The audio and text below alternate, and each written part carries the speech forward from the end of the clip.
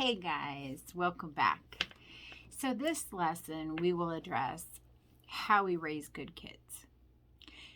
When I thought about what it means to be good, I wondered what one word would cover all that the word good signifies or represents, right? The word that I came up with is accountability. Then I did the same thing for the word happy, if there was one attribute I had to identify that could increase the likelihood of happiness in children, or everyone else for that matter, it would be self-worth. So I created, actually God created it, but He chose me to write it down. So that's something. The Integrity and Honor Program, which teaches parents how to teach accountability to their children while simultaneously increasing their child's self-worth. But let's start with the accountability piece because, let's face it, if our kids learn this, it will increase our happiness. So accountability means taking responsibility for one's actions. And that's my definition, not Webster's. As parents, we need to know what behaviors to look for and what behaviors to address. So when my children were little, I thought that there were 3 behaviors that I needed to look for and address. And they were lying, not listening, and if my kids were being rude. And I believed this way until I had a discussion with my son about his report card. So on his report card, he had all A's and B's and 1 D in science. Before I could say anything about his science grade, he said, "It's not my fault, Mom. My teacher hates me."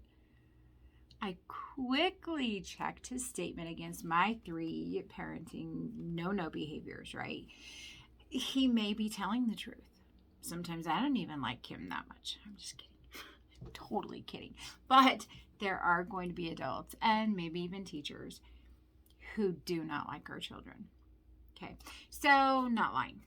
Next, I asked, is anything about what he said disrespectful or against my rules?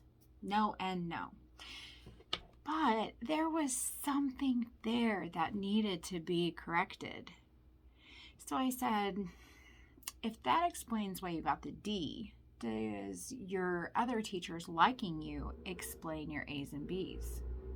I know, brilliant. That was one of those awesome moments. They didn't happen often, but that was one of them.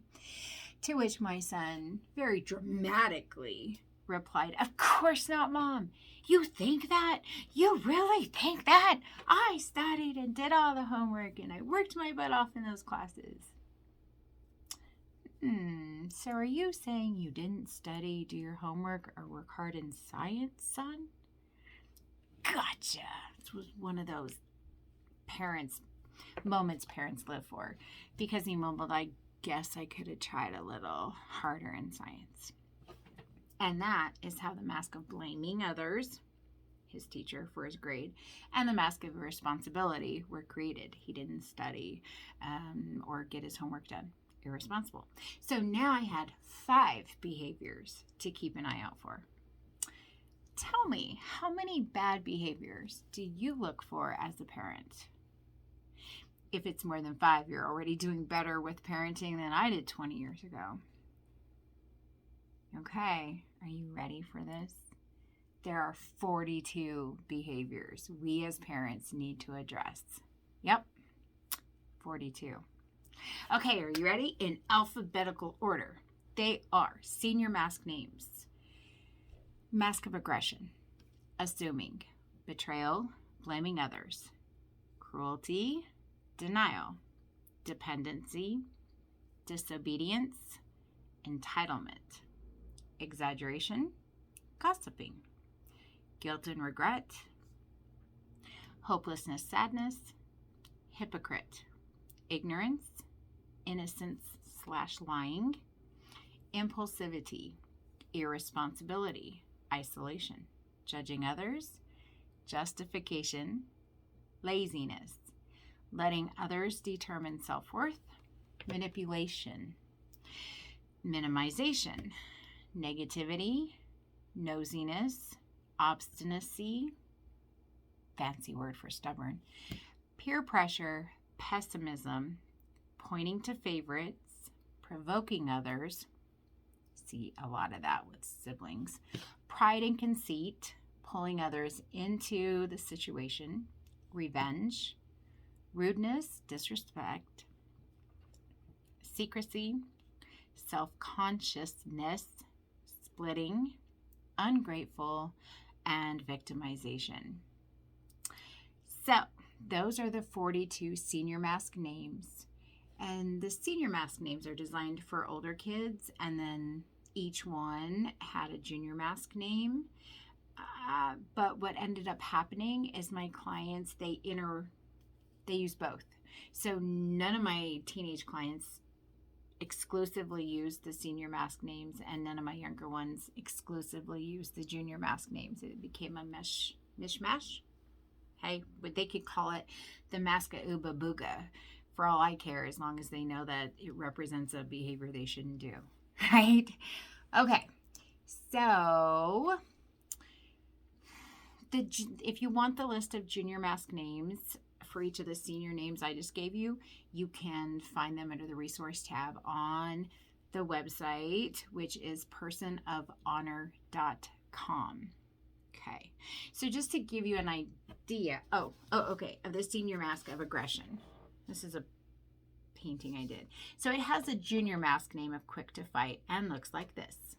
Okay, so clues have been drawn into each mask to help parents and kids alike memorize the 42 masks, otherwise known as behaviors.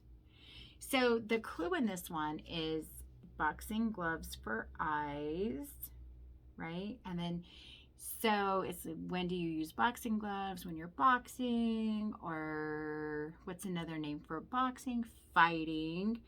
Okay, so boxing gloves, fighting, quick to fight. And so quick to fight is the junior mask name for that one.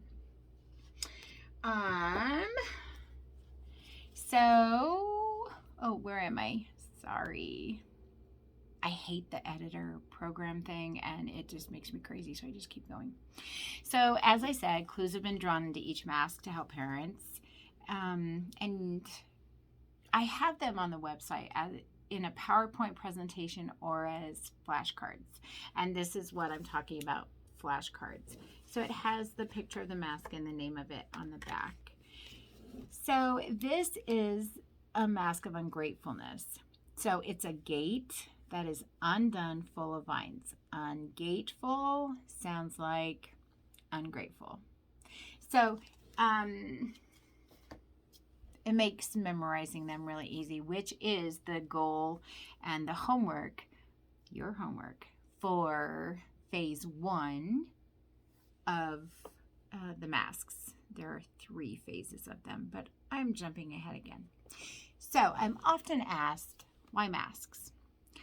I chose masks because there's something that you can put on, so there's something that can be taken off, which is really similar to behaviors, right? Because behaviors are something we can do. They're also something we can stop doing. And also because masks hide your identity. They cover up who you really are or who you have the potential to become. And masks also explained why when my daughter was 13, I could look right at her and not even recognize her because of her behaviors, right? Masks. It all became clear. So, and I also wrote an interactive book for kids ages 5 to 12 that explains how everyone wears masks so that they know they're not to be ashamed for making these mistakes wearing these masks, because everyone does. So that is the answer to the why masks question, and that is also an overview of one of the 3 phases that encompass the masks. So the first one is recall, the second one is recognize, and the third phase is remove, or right or wrong. And I already said, but I'll say it one more time. The homework for phase 1 is memorize all the masks. To learn more about the second phase, recognition, catch my next lesson. Bye for now.